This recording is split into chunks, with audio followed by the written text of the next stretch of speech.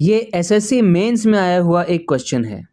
Sentence के parts jumbled हैं इसके अंदर, आपको सही ऑर्डर में उन पार्ट्स को लगाना है। तो वीडियो पॉज करो और कोशिश करो।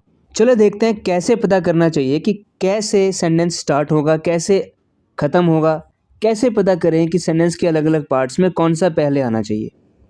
तो देखो इसमें क्या होता है ना, आपको एलिमिनेशन मेथड यूज़ करना है। देखते जाओ कौन सा ऑप्शन फिट हो रहा है, जो फिट नहीं हो रहा उसको हटाते जाओ, आप ऑटोमेटिकली सही की तरफ पहुंच जाओगे। अब जैसे इसमें देखो एक एक ऑप्शन को देखना है, इसमें से पहले उनको एलिमिनेट कर दो जो बिल्कुल भी स्टार्टिंग में नहीं आ सकते, जैसे कि was a long mystery and. अब सेंटेंस की शुरुआत में ही वॉज थोड़ी होता है, अगर सेंटेंस क्वेश्चन ना हो तो ये तो वॉज से शुरू हो रहा है, तो ये तो बिल्कुल हो नहीं सकता, मतलब बी से तो स्टार्ट नहीं होगा, तो बी वाला ये तो कैंसिल कर देंगे हम पहले ही। इसके बाद दूसरा देखो, ऐसा कोई ऑप्शन है जिससे स्टार्टिंग नहीं हो सकती है? The origin of the moon, ये तो स्टार्ट हो सकता है ऐसे। Beginning in the 19th century, ये भी शुरू हो सकता है।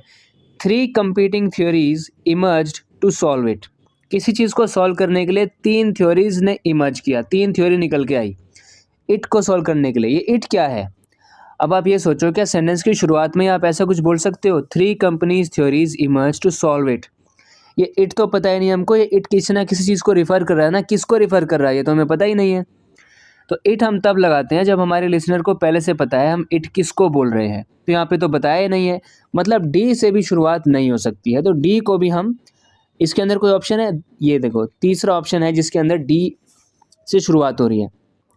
तो हमें पता चल गया कि सेंटेंस की शुरुआत ना बी से हो सकती है ना डी से हो सकती है। अब हमारे पास 2 ही बचे हैं, तो इसमें देखो सबसे पहले ए है, इसमें सी है, तो देख लो ए लगा के देखो।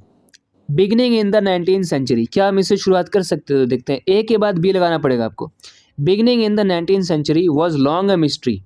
अब आप ये सोचो, beginning in the 19th century, 19th century की शुरुआत में was long a mystery, mystery क्या था? ये जो वॉज यहाँ पर है वर्ब, इसका सब्जेक्ट कौन बनेगा फिर अगर ए के बाद आप बी प्लेस करते हो ऑप्शन 2 के हिसाब से?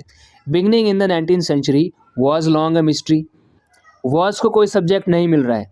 अब जो दूसरा बचा हुआ है यानी कि 4th वाला बचा हुआ है, इसमें सी और बी है, ये लगा के देखो।